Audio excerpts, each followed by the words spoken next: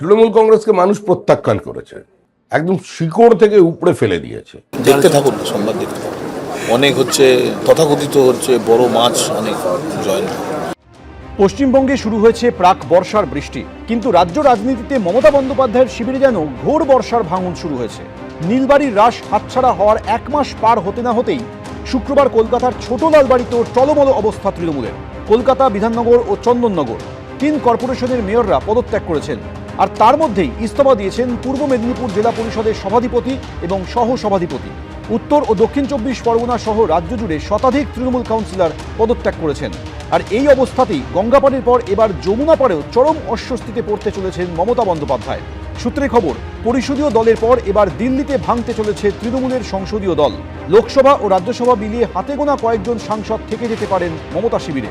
বাকিরা সবাই একযোগে বিদ্রোহ ঘোষণা করে বলতে পারেন তারাই আসল তৃণমূল।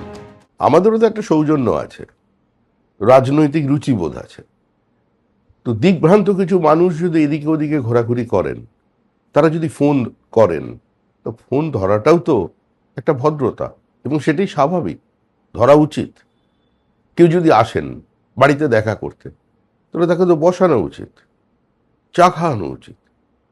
তো সেটা যদি আমাদের কেউ করে থাকে, করছেন। অর্থাৎ গোটা পরিস্থিতি থেকে একটা ইঙ্গিত স্পষ্ট যে দিল্লিতেও ঋতব্রত মডেলেই ভাঙতে পারে তৃণমূলের সংসদীয় দল। অর্থাৎ দলত্যাগ নয়, সরাসরি বিজেপিতে যোগদানও নয়, কৌশলে আলাদা গোষ্ঠী তৈরি করে মমতা বন্দ্যোপাধ্যায়ের থেকে দূরে সরে যাওয়া। এটা একটা নির্দিষ্ট ডিজাইনে তৃণমূল কংগ্রেসকে টার্গেট করে, কারণ তৃণমূল কংগ্রেসের জনভিত্তি আছে, মমতা বন্দ্যোপাধ্যায়ের পেছনে বাংলার মানুষ আছে, যে কারণে সেই শক্তি ভারতের অন্য রাজ্যে সাকসেসফুল হলেও বাংলাটা দখল করতে পারছিল না। হঠাৎ ভোটের পর দলটা যখন বিরোধী আসনে, তখন মনে হলো যে দলে কথা বলা যাচ্ছে না, তখন মনে হলো সম্মান নেই। তার আগের দিন অবধি তো এই দলের নমিনেশন নেওয়ার জন্য লবি করেছেন। বীরত্বটা এই মহিলার উপর কেন্দ্র করে আপনি মঞ্চটাকে তৈরি করছেন কেন? ছেড়ে দিয়ে নির্দল হয়ে করুন না, কে বারণ করেছে? আমরা তো একটা রাজনৈতিক দল, হরিনাম সংকীর্তনের দল নয়, পলিটিক্যাল পার্টি, ব্যান্ড পার্টি তো নয়। এটা মনে করার কোনো কারণ নেই যে তাদের বিজেপি নিয়ে নেবে। দরজা এখন বন্ধ। সোমবার দিল্লিতে ইন্ডি জোটের বৈঠক, সেদিনই কি বড়সড় কিছু ঘটতে চলেছে?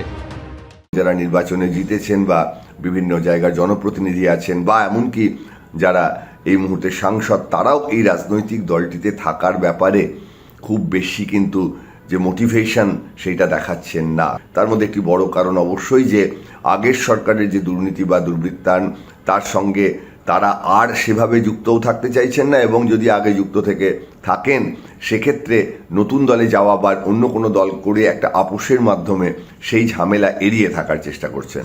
একেবারেই তাসের ঘরের মতো ভেঙে পড়ছে এবং দলটি উঠে যাওয়ার সময়ের অপেক্ষা। মমতা বন্দ্যোপাধ্যায় দিল্লিতে থাকার দিনটাকেই কি বিদ্রোহ ঘোষণার জন্য বেছে নিতে চলেছে তৃণমূলের বিদ্রোহী সাংসদরা?